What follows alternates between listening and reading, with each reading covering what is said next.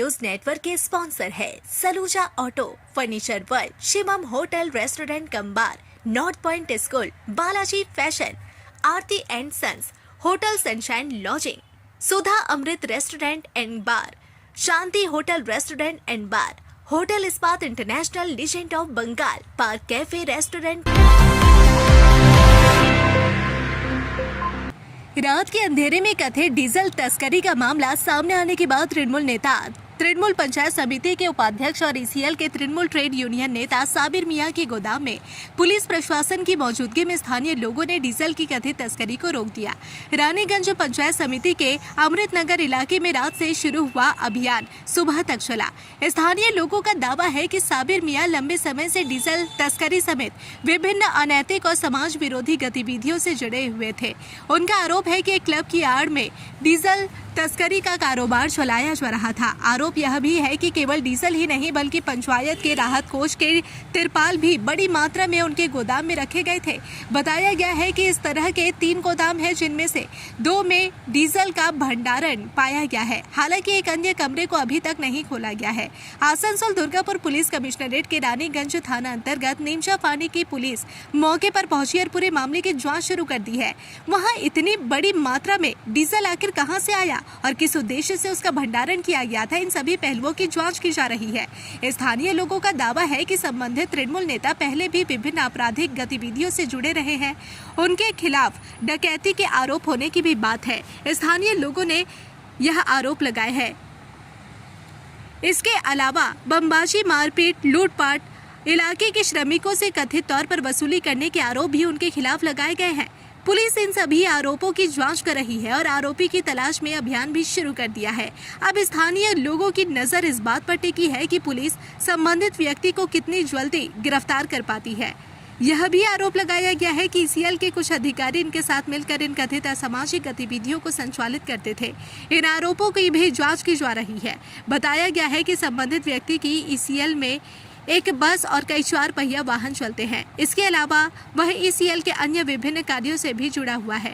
इन सभी पहलुओं को ध्यान में रखते हुए जांच तेज कर दी गई है। এখানে পুরনো ঘটনা আছে। এটা যে সাবির মিয়া मतलब এখানে का এমপ্লয়ি আছে অমৃতনগর কলোনি, ওরা জাল সার্টিফিকেট দিয়ে ও नौकरी चाकरी করছিল।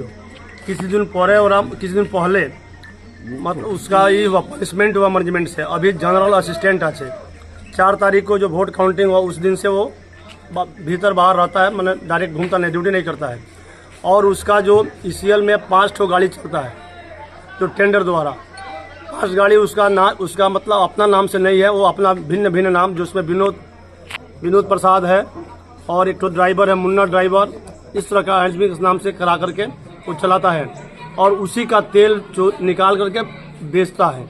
मैनेजमेंट का कोटा है, जैसे बोलेरो का 100 लीटर पर मंथ, बस का 400 लीटर पर मंथ और आपका जो एम्बुलेंस का 120 लीटर पर मंथ। उस तेल को मतलब यूज न करके, वो मजदूरों के लिए मतलब कि यूज करने का बात है, लेकिन यूज न करके वो तेल चोरी करके या इकट्ठा किया हुआ था। जो आपका 200 कितना लीटर तेल निकला, वो हर महीना का बात है। वो तेल 1 महीना का है, वो हर महीना में तेल लेकर के वो प्राइवेट बिक्री करता है। কত দিন ধরে করছে? ये हो रहा है 2014-15 से। আপনারা এটা নিয়ে আগে আমরা কিছু করতে করিলে কিছু করতে পারি না, এটা আমরা বিরোধী আছি।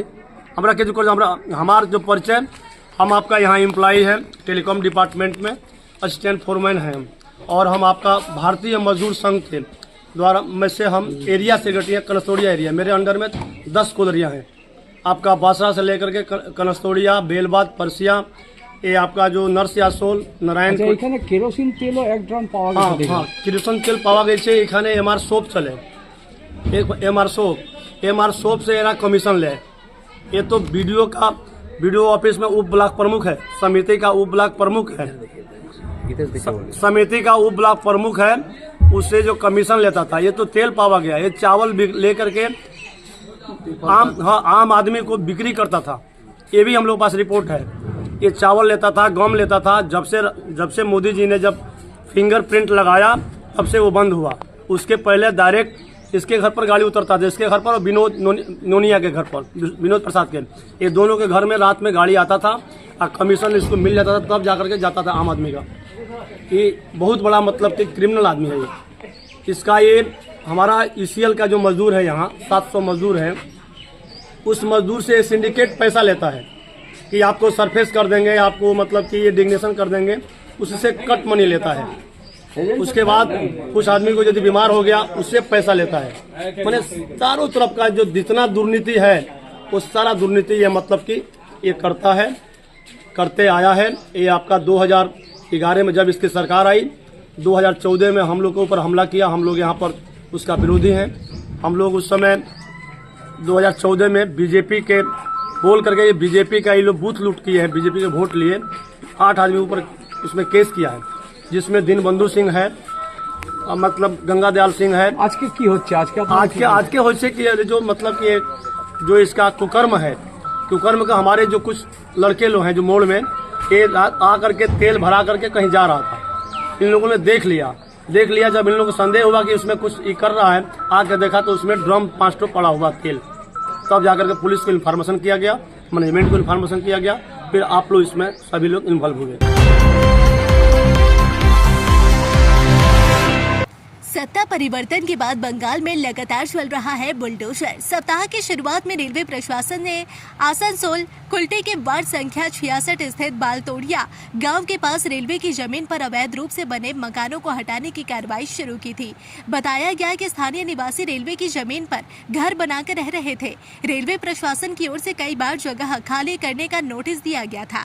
चुनाव से पहले भाजपा विधायक डॉक्टर अजय पोद्दार ने रेलवे प्रशासन से बातचीत कर कुछ समय के लिए बेदखली अभियान को रुकवाया था, लेकिन चुनाव समाप्त होने के बाद रेलवे प्रशासन ने दोबारा कार्रवाई शुरू करते हुए अवैध रूप से रह रहे लोगों के मकानों को बुलडोजर से ध्वस्त कर उन्हें वहां से हटा दिया।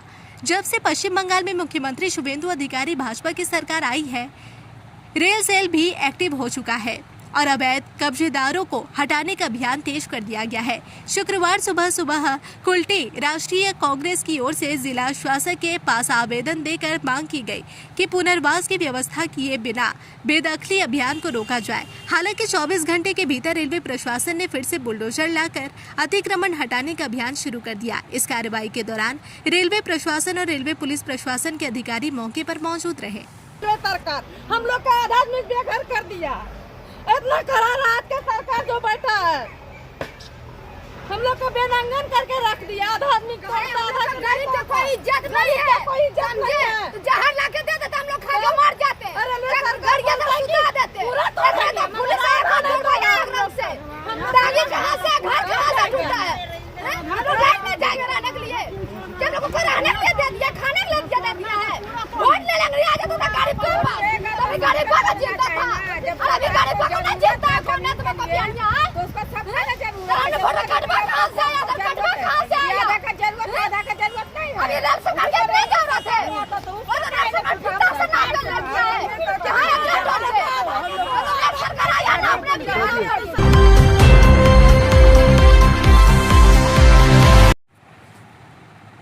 जामुड़िया विधानसभा क्षेत्र के चुरुलिया खदान में ग्रामीणों का जोरदार विरोध प्रदर्शन जारी है। क्षेत्र के लोगों ने खदान के सभी उत्पादन कार्य बंद कराकर आंदोलन शुरू कर दिया।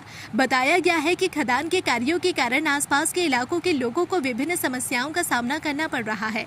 इसी के विरोध में चुरुलिया खदान के आसपास स्थित 4 गांवों के लोग खदान परिसर पहुंचे और प्रदर्शन शुरू कर दिया। ग्रामीणों की मांग है कि उनके गाँवों से बाहर आने जाने के लिए उचित सड़क की व्यवस्था की जाए, पीने के पानी की समस्या का समाधान किया जाए और स्थानीय युवाओं को रोजगार दिया जाए। इन मांगों को लेकर ग्रामीणों ने खदान के सभी कार्य बंद कर सड़क पर बैठक कर विरोध प्रदर्शन भी शुरू कर दिया। ग्रामीणों के आंदोलन के कारण खदान में उत्पादन संबंधी सभी कार्य प्रभावित हुए हैं। क्षेत्र में प्रदर्शन को लेकर तनावपूर्ण स्थिति बनी हुई है। দেখুন এরকম বিষয়ে খবর আছে বলতে আমাকে ফোন করা হয়েছিল।